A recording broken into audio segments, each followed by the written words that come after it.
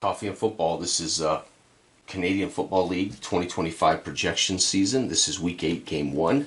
So again, I'm trying to play along with the current CFL League. I am about a week ahead, which is good. We have the first game of Week 4, Montreal Alouettes, coached by Jason Moss, with a 3-3 record based on what's happening in my play-along. Coached by Moss, quarterback Alexander, Evans and Thomas Erlington are the chief running backs. Our receivers that catch big passes, Philpott, Snead, Spiker, Letcher, and Mack. Maltos is our place kicker. Letcher is our return man. And we have a variety of defensive players here that can score box score highlights. On the flip side, we're at Calgary, McMahon Stadium. Coach Dave Dickerson disappointed as his team is 1-5 in my league. The biggest discrepancy in what I'm getting versus what's happening in the real CFL. Calgary should be at the top of the tables with Saskatchewan. They're at the very bottom in my play. And Toronto should not be at the top of the tables, and they are in mine with the number one offense. But outside of that, it's not too bad. But Calgary, again, coached by Dave Dickinson, has got to be a little bit irritated here at McMahon Stadium in his team's efforts early on in the season. We're almost halfway through the season, and he cannot be happy with his production. Adams at quarterback, Mills is the chief back, Philpott, Jones, Rhymes, and Barnes are the chief receivers. We've got Paredes place kicking, Brooks returning duties, and a decent core of defenders here that can make important plays on defense. We are playing pen and paper football, so the first 3 weeks of the season I used drive time football. I created projection teams with drive time football, and John was able to make those for me. I was able to get them printed out and use those. Then in the last 3 weeks, I've used my game, Football Time Complete, rated the teams for Football Time Complete, and those are also here. These are the Football Time Complete and DTF information. So they're rated for 3 different games, DTF, Football Time Complete, and I've rated them for pen and paper football. And so the next 3 weeks, we're going to use one of my favorite tabletop football games of all time, pen and paper football. And so that's what we're doing here. All right, so who's going to get the ball to start? Montreal with a coin toss, odd. So Calgary, do they want to kick it or take it? They're going to defer, so Montreal is going to go ahead and take the ball. And here's the first drive of the game. Oh, I guess it would help if I had the actual score sheet charts. I've played hundreds and hundreds and hundreds, thousands. Not say thousands, but I've played one career almost 25 years at one point. So I don't know, maybe it's hundreds and hundreds of games. So this is clearly, just by sheer numbers of games, my number one football game. 2 would be Grid Zone, which I've played hundreds and hundreds of games in, and then Appaw is starting to catch up to Grid Zone. I've played a lot of Appaw games in the last few years. All right, here we go. But back to this guy here. Okay, so here we go. It's going to be Montreal. Montreal has a 15% scoring advantage.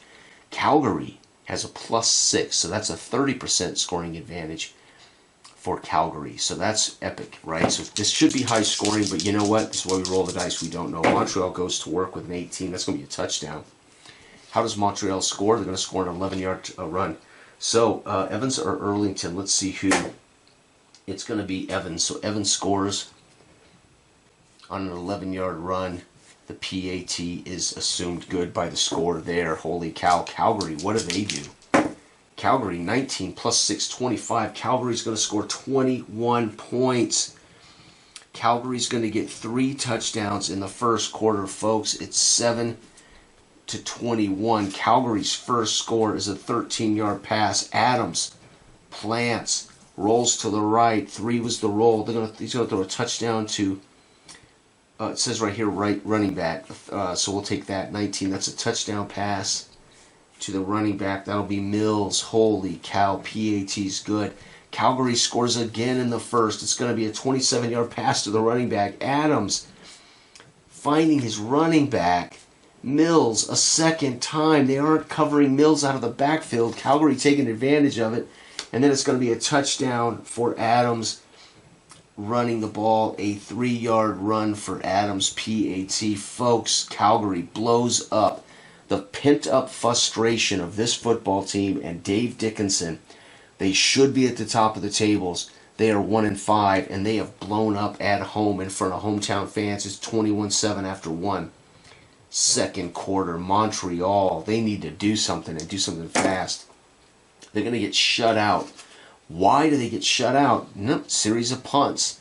Is there any rouges scored on those punts? I roll. If I get a 1, there's a rouge scored. Montreal does not score any rouge on those punts. Holy cow. Calgary, what will they do? 15 plus 6 is 21. They're going to score 10 more. So Montreal punts. Calgary with a field goal from Paredes. 29 yards.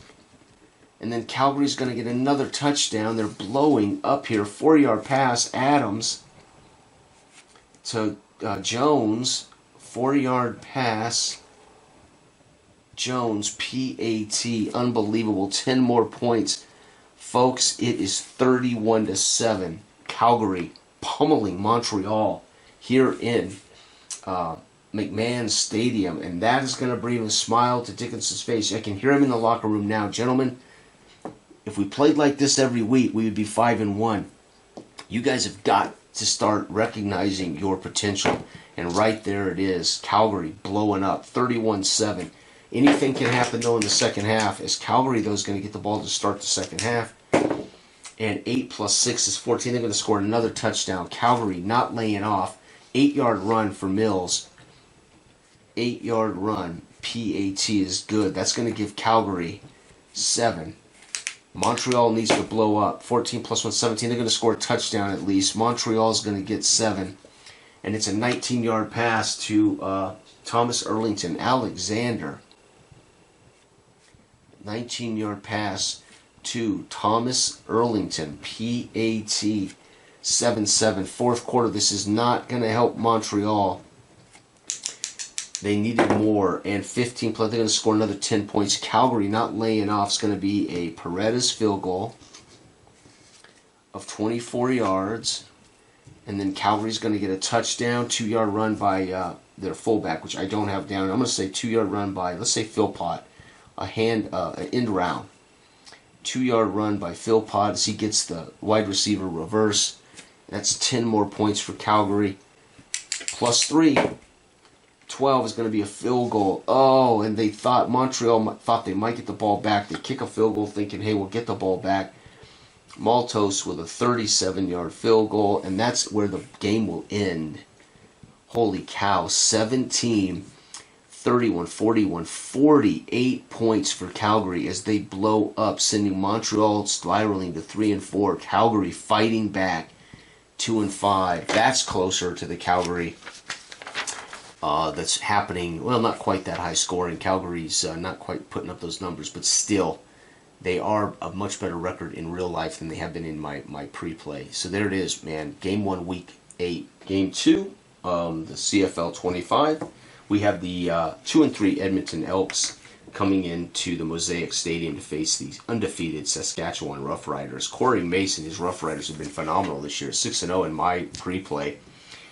Trevor Harris having a great season at quarterback. Oulet and Stevens, solid running backs. Johnson, Mayers, Emilus, Duncan, Bushy are the top receivers. Lather is our place kicker, and Alfred is our return man. And we have a decent choice of defensive players here.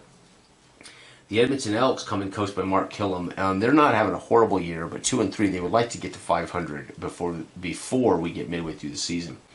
They are quarterbacked by Ford. They have Rankin, who's a solid back. Out of the backfield, can be explosive. Leak is their other big back. Dunbar, Julian Grant, Mathis, and Smith are the chief receivers. Blanchard is their place kicker. And Leak also does most of the returning duties. This team has less going on for it on the defensive box score than Saskatchewan.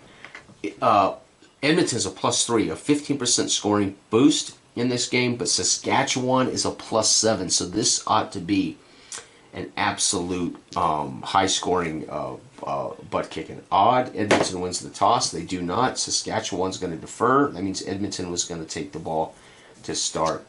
What does Edmonton do? They're going to score a field goal. That field goal by Blanchard. So they settle on their, in this quarter, they settle for a simple 41-yard field goal. Is all they're going to muster. What does Saskatchewan do with a +7? They're going to score 21 points, folks. It's going to be a field goal first as Lather draws even, and then as the period wears on with a 42-yard field goal. As the period wears on, slowly but surely, Saskatchewan starts adding points. Actually, it's not a field goal. It's 21. What am I saying? A 57-yard return, so that would be a kick return. Sorry. It's 3 touchdowns, not a field goal. 57-yard kickoff return for Alford. PAT. That's 7. Then they're going to throw a 67. So then later, Harris will throw a 67-yard pass to, it says flanker here, but that's for pro football, to Johnson. PAT. Remember, this is 3-21. So you roll for the scores. Now I'm just getting the details, which is optional. You don't have to do this for pen and paper football. And last but not least, a 31-yard run for Ouellet. Let's see here. Ouellet with a 31-yard run, touchdown, PAT. Folks, it's 21-3. The 6-0 Saskatchewan Roughriders fans on their feet, bellowing as Saskatchewan is looking like the team to beat in the CFL this year. Holy cow. All right, Edmonton with the ball. What do they do in the second quarter? +3. They're going to score a field goal. Man, they're not going to catch up doing that. It's going to be Blanchard with a 45-yard field goal. And now we look at Saskatchewan. Will they make it 42 at halftime? 15 + 7, 22. Yeah, they're going to make it another 13 points. So Saskatchewan, we're going to have 2 touchdowns. We're going to have a touchdown. 2 touchdowns, 1 with a missed PAT. It's going to be a 31-yard pass. So Saskatchewan's Harris with a 13-yard pass to 4. That's going to be Mayers. PAT fails. So they miss a kick, gets it blocked, something like that. Next up, the score is going to be a quarterback run. Harris from the 1-yard run. PAT's good. It's going to be 3. Holy cow, folks. It's 34-6 at halftime, and I'm afraid it's going to get much worse. Saskatchewan with a +7 is bound to just keep racking up big numbers. No, they're going to get just a field goal here as they decide to coast in the third with a 28-yard field goal by Lather. And can Edmonton mount a comeback? They need to roll a 20. No, they're going to be shut out. Edmonton getting pummeled, and it's going to be punts. Do they score to Rouge? They do. So they will get a cheap point in the third as Saskatchewan's coach says, just take a knee. We'll take the ball to 40. And Edmonton will get 1 and 3. Holy cow, folks. It's 37-7. Fourth quarter about to get underway. Saskatchewan now coasting. What do? Coasting. Oh, my land. They're going to score another 13. We're going to make this a couple of field goals first. So it's going to be a field goal by Lather of 32, just adding to their lead. Saskatchewan then will add another field goal. 34, Lather with a 34-yard field goal. But that ain't all, folks. Saskatchewan then in the fourth adds an 8-yard run by Stevens. 8-yard run. PAT is good. Folks are going to score another 13. Edmonton really needs to roll high. 20. Yep, 20. +3 is 20. They're going to score 14 points, 2 touchdowns. God bless them. They tried their butts off. Won't be enough, but good for them. 8-yard pass from Ford. 8-yard pass to out of the backfield to Rankin. Unbelievable. PAT. They're going to get another touchdown later. A 3-yard run. Leak or Rankin. It's going to be Rankin. So Rankin in the fourth with a 3-yard run. PAT is going to give Edmonton's fans something to think about. 21 points for Edmonton. Saskatchewan scores 34. Jeez, it's 34, 37, 47, 50 points. 2 and 4 Edmonton. Saskatchewan is now 7-0 with a 50-point drubbing as they again, right now in my projected set of teams, Saskatchewan looks like they may be the team to beat as they coasted in the second half and put up 50 points. Unbelievable. All right, game 3 of Week 8 CFL, pen and paper football. A 2-3 Winnipeg comes to town to face the overachieving 5-1 Toronto Argonauts. Again, there are two teams in my season that are kind of off the mark. Calgary should be at the top of the tables. They're at the bottom. However, they just put a whooping on, who was it? They just put a whooping on somebody, and so they're 2-5. Toronto should be closer to the bottom of the table, but they are kicking butt in my game, 223. So here we are, Week 8, Game 3. We got one more game after this, and I will have wrapped up Week 8 of the 2025 CFL season. Winnipeg, let's roll the dice to see if Winnipeg wins the toss. They do. Winnipeg will choose to take it. And let's see what Winnipeg does. Winnipeg, coached by Mike O'Shea, Collaros at quarterback, Peterson and Cooley are the running backs, Dymski, Wheatfall, Schoen, and Stearns are the receivers. Castillo is our kicker, and Valva is our return man. They have a decent amount of defenders we can highlight for big plays. On the flip side, the Toronto Argonauts, Ryan Dinwiddie is the coach. This team in real life is not doing too hot, but in my league, they're killing it. We are at BMO Field. Arbuckle at quarterback. Williams is the chief back. Coxie, middle. Unger the second. Daniels and Bissett are the chief receivers. Hararulahu is our place kicker, and Turner is our return man. Winnipeg has a +5 scoring in this. 8 + 5, they're going to score 14 points in the first. How do they go about that? They're going to get a 5-yard run from, Winnipeg's going to get a 5-yard run from Cooley.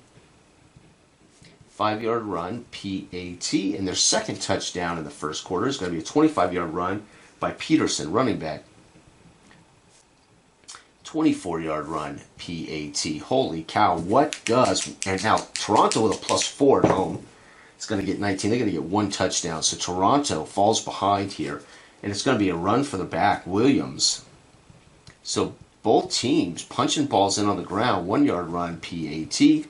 Folks, it's 14-7. Winnipeg rolls into Toronto at BMO Field and puts up 7 bonus on them in the first. Second quarter underway. Winnipeg with a +5 is going to go 20. 20 is going to be 10 points. So we're first going to get a field goal from Castillo with a 43-yard field goal. Then Winnipeg will add to that with a touchdown, a 17-yard run by Cooley. Holy cow, what's going on? 17-yard run, PAT, and it's 24-7 right now. Toronto's going to add a touchdown. So right now they need to do better. It's a pass. So Arbuckle with a 11-yard pass to Mittel. Maital? Maybe it's Maital. I don't know. I'm going to say Maital. Maital sounds better. That's going to be 7. Folks, it's 24-14 at the half. Third quarter about to get underway. And Toronto needs to start scoring double digits at this pace. And 18 they are, 22. They're going to score 13. So we're going to give them 2 touchdowns with a missed PAT. First touchdown is a 13-yard pass. So Arbuckle goes back to work after finishing. He went into the tunnel throwing a touchdown pass. He's going to come out of the tunnel throwing a touchdown pass. This one to Coxie. PAT fell. And then Toronto's going to second touchdown with a PAT. This is going to be a 19-yard pass. Arbuckle, 19-yard pass. This will be to Williams, the halfback. PAT. And folks, they're going to get 13. It was 24-14. It's now 27-24. Excuse me. It was 24-14. It's now 27-24. But Winnipeg has yet to go in the third, and Winnipeg is going to get 7 + 4. They're going to score a field goal. Winnipeg's going to get a field goal from Castillo, trying to tie the game here with a 32-yarder. He knots the game up. Folks, it is 27 to 27. You got to be kidding me. The fourth quarter. Who would have thunk it that Toronto would find the power in the third to tie this game up? What will Toronto do in the fourth? They're going to score a plus 418. They're going to score a touchdown only. A 6-yard run by Williams. PAT, and that's it for them, folks. They now must hold Winnipeg with a plus 5 to less than 7 points. 11 plus 5 is 16. Nope. It's going to be Winnipeg with a touchdown. And it's a 31-yard run to the fullback, Jiminy Christmas. We're going to say Peterson's had 2 big runs today. Peterson, a 31-yard run. PAT. Folks, we're going into sudden death we're going into overtime. They play a possession. It's very simple. I just roll. Whoever scores wins. 4. So that means Toronto is going to get the ball. They get the choice. They're going to ask Winnipeg to go first. So Winnipeg, do they score? 13. They plus 5. They do. They're going to score a touchdown. Winnipeg is going to get a run. So Winnipeg, their quarterback, Collaros, is going to go over the top with a 2-yard run. PAT is good. Uh-oh. Here it is, folks. Can Toronto match it? 7 plus 4 is 11. Field goal. Nope. So technically, they won't kick a field goal. Toronto would go for a turnover on downs. They wouldn't kick a field goal when they have to match Winnipeg. So technically, it's going to be 7. And folks, that's going to be 24, 27, oh my God, 21, 31, 34, 41. I can't do high maths. 21, 31, 34. Wow. 3-3 Winnipeg. And Toronto now falls back to planet Earth. They are now 5-2. They started out the league's most dangerous team, scoring on averaging 45 points a game. They have slowly, over the last few weeks, started to come down to planet Earth. They're still playing better than the real Toronto team. Week 8, Game 3 in the book. All right, last but not least, Week 8, Game 4, CFL 25. We have 4-2 Hamilton Tiger Cats coming into BC Place to face the 3-4 BC Lions. BC Lions are coached by Buck Pierce. They're having a not bad year. They could probably stand to win this game. That would give them an edge up on Hamilton, but Hamilton would still be with a loss at 4-3 and ahead of them in the standings. They are quarterbacked by Rourke. They have Butler at halfback, Hatcher, McInnes, Cotoy, and Berryhill, the main receivers. White kicks for him. Jackson returns kicks. On the flip side, the Hamilton Tiger Cats having a good year, 4-2. Scott Milanovic has them firing on all cylinders. Quarterbacked by Mitchell. Augustine is their back. Bell's the second back. Lawler, White, and Smith are their chief receivers. Legio is their place kicker, and Woodson is their return man. Both teams have a decent amount of defenders to choose from, but as you've noticed in the last few games of pen and paper football, we have not failed to score points. This is the CFL, and it's generally pretty easy to score points. Not easy. It's a higher scoring league. I shouldn't say it's easy. It's a higher scoring league. All right, Hamilton, odd. No, they win. They're going to take the ball. They want to jump out and put pressure. Plus 3 for Hamilton. They're going to score a touchdown. Hamilton starts the game off right with a 56-yard pass. So Mitchell drops back for his coach, Milanovic, waits and finds White on a 56-yard pass to White. And the extra point's good. Folks, Hamilton scores 7. BC with a plus 5 is going to score some points here. 23, they score 2 touchdowns. The BC Lions with more offense than they can stand. A 28-yard pass from Rourke. 28-yard pass to, wow, Butler out of the backfield. Butler, PAT's good. BC's second touchdown. What does that look like? It is a 1-yard run by Butler. And then Butler caps a drive on a 1-yard run.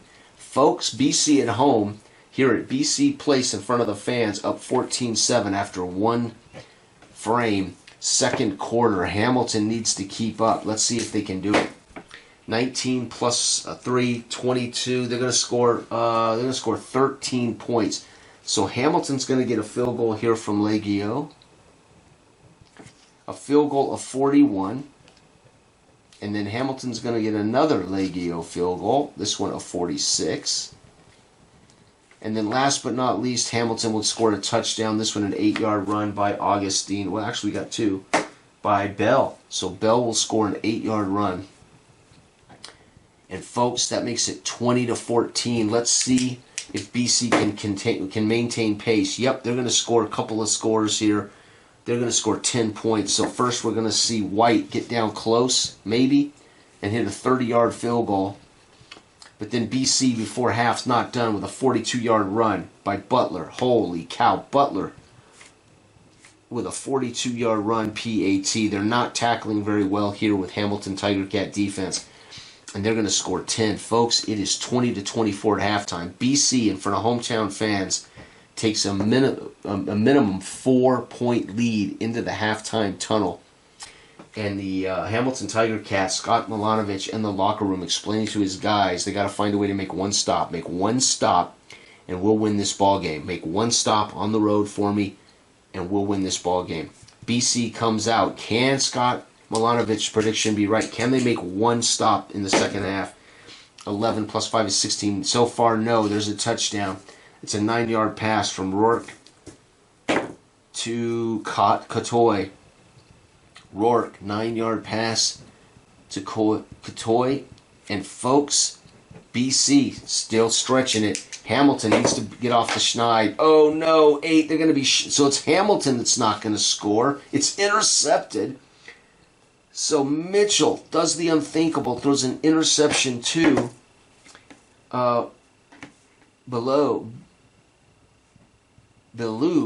And that's going to wrap up the quarter. A shutout quarter. Hamilton. Now Scott Milanovich now huddles his guys up between the breaks and tells them, not only do you need to stop, guys, you got to start scoring points. Let's find out if they can slow BC down. Nope, BC's going to get another touchdown. And that's going to be a 13-yard pass. Rourke having a good day. 13-yard pass to Butler out of the backfield. Butler's proving to become a superstar. Hamilton, they need multiple points, plus 3. 19-22, they're going to get 13 points. Folks, this might be interesting. They're going to get, I'm going to say, a touchdown and a missed PAT. 57-yard kickoff return. So that's how they do it, folks. Woodson